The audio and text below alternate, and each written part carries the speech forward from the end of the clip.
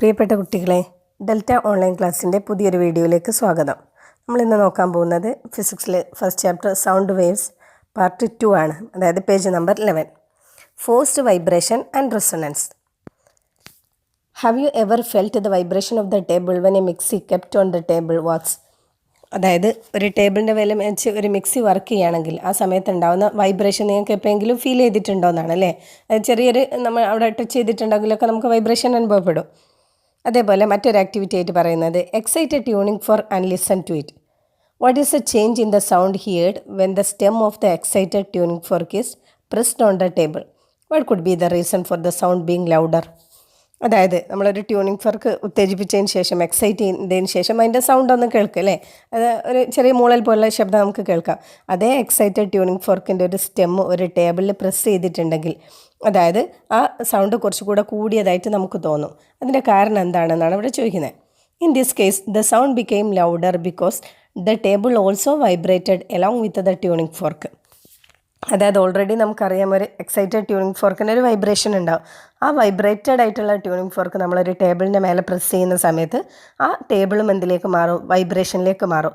അപ്പോൾ ഈ രണ്ട് വൈബ്രേഷനും കൂടെ ഉള്ളത് കൊണ്ടാണ് സൗണ്ട് കുറച്ചും കൂടെ കൂടുതലായിട്ട് നമുക്ക് തോന്നുന്നത്.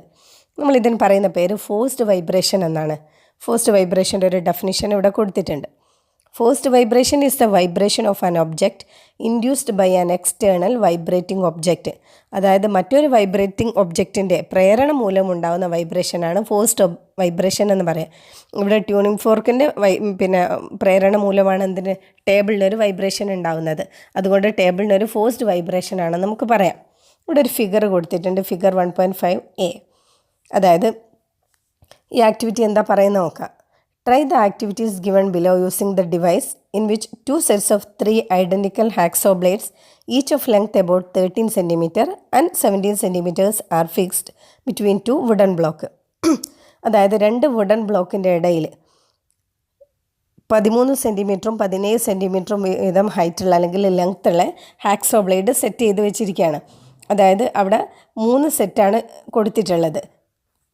ഇനി അതുമായിട്ട് ബന്ധപ്പെട്ട് അതായത് ABCDEF എന്ന് പറഞ്ഞിട്ടുള്ളത് ഇതിൽ നമ്മൾ പിക്ചർ നോക്കിയിട്ടുണ്ടെങ്കിൽ അറിയാം, ബ്ലൂ കളറുള്ള ഹാക്സോ ബ്ലേഡൊക്കെ ഒരേ സൈസും ഒരേ ലെങ്ത്തും, റെഡ് കളറുള്ള ഹാക്സോ ബ്ലേഡൊക്കെ ഒരേ ലെങ്ത്തിലാണ്. ഇനി അതുമായിട്ട് ബന്ധപ്പെട്ട ക്വസ്റ്റ്യൻസ് ഒക്കെ നോക്കാം. Excite the hacksaw blade A by tapping with your finger. What do you observe? അതായത് നമ്മൾ നല്ല ഫിംഗർ കൊണ്ട് വിരലുകൊണ്ട് ഒന്ന് തട്ടി കൊടുക്കുന്ന സമയത്ത് എന്ത് ചെയ്യും? ആ ഹാക്സോ ബ്ലേഡൊക്കെ അവിടെ ഫിക്സ് ചെയ്ത് വെച്ചിരിക്കുകയാണ്. അപ്പോൾ അത് മെല്ലെ വൈബ്രേറ്റ് ചെയ്യാൻ തുടങ്ങും. അപ്പോൾ വാട്ട് ഡു യു ഒബ്സർവ് എന്ന് പറയേണ്ടത് 2 ഓപ്ഷനാണുള്ളത്. All blades vibrate, only A vibrate. നമുക്കറിയാം 2 വുഡൻ ബ്ലോക്കിൻ്റെ ഇടയിൽ ഈ എല്ലാ ഹാക്സോ ബ്ലേഡും അവിടെ ഫിക്സ് ചെയ്ത് വെച്ചിരിക്കുകയാണ്.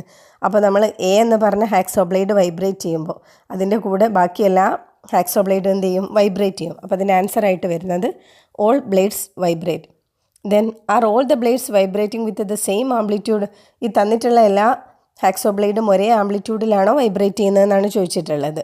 നോ.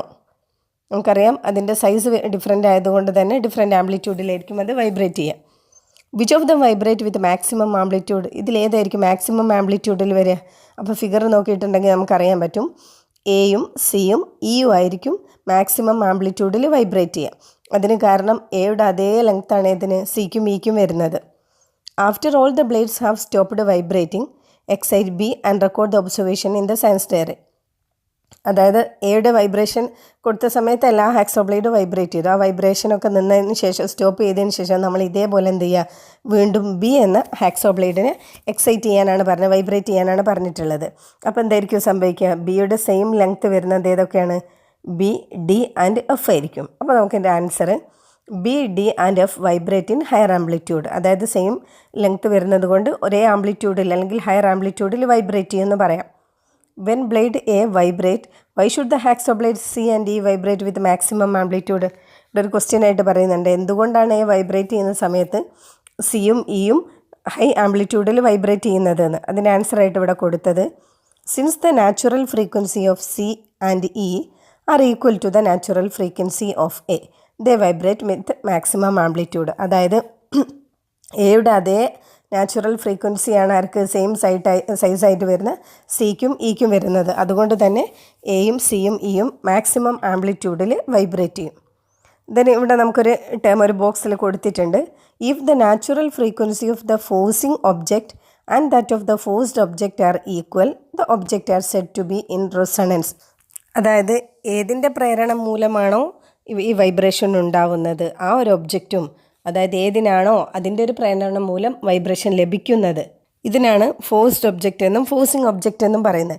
ഇത് രണ്ടിൻ്റെയും വൈബ്രേഷൻ ഈക്വൽ ആവുകയാണെങ്കിൽ അല്ലെങ്കിൽ ഫ്രീക്വൻസി ഈക്വൽ ആവുകയാണെങ്കിൽ അതിനാണ് നമ്മൾ റെസൊണൻസ് എന്ന് പറയുന്നത്. The object undergoing resonance will vibrate with maximum amplitude.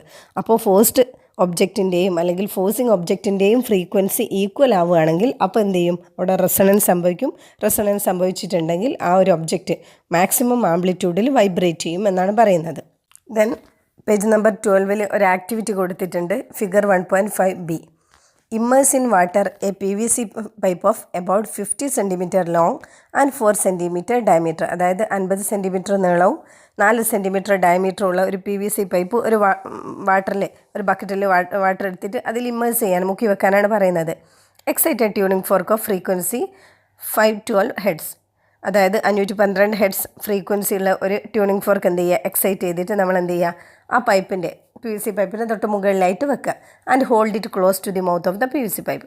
Vary the length of the air column inside the pipe by gradually raising both the tuning fork and the pipe. അതായത് already നമ്മൾ ഈ experiment ചെയ്യുന്ന സമയത്ത് first നമ്മൾ എടുത്തതിൽ നിന്നും ആ പൈപ്പും കുറച്ചും കൂടെ ഹൈറ്റ് കൂട്ടുക, അതേപോലെ എന്ത് ചെയ്യുക, ട്യൂണിംഗ് ഫോർക്കും കുറച്ചും കൂടെ ഹൈറ്റിലേക്ക് വെച്ചിട്ട് എന്ത് ചെയ്യുക, ഈ ലെങ്ത്ത് ഇങ്ങനെ, അതായത് അതിൻ്റെ ഉള്ളിൽ എയർ കോളത്തിൻ്റെ ലെങ്ത്ത് ഡിഫറൻ്റ് ആയി കിട്ടാൻ വേണ്ടിയിട്ടാണ് നമ്മൾ ചെയ്യുന്നത്. അപ്പോൾ പൈപ്പിൻ്റെ ലെങ്ത്ത് ഇങ്ങനെ മുകളിലേക്ക് കൂട്ടി കൊടുത്താൽ മതി. അങ്ങനെ അഡ്ജസ്റ്റ് ചെയ്യുന്ന സമയത്ത് നമുക്ക് ഓരോ ടൈമിലും കിട്ടുന്ന സൗണ്ടിൽ വ്യത്യാസം ഉണ്ടോ എന്നാണ് ചോദിക്കുന്നത്. Don't you here A louder sound at a particular stage.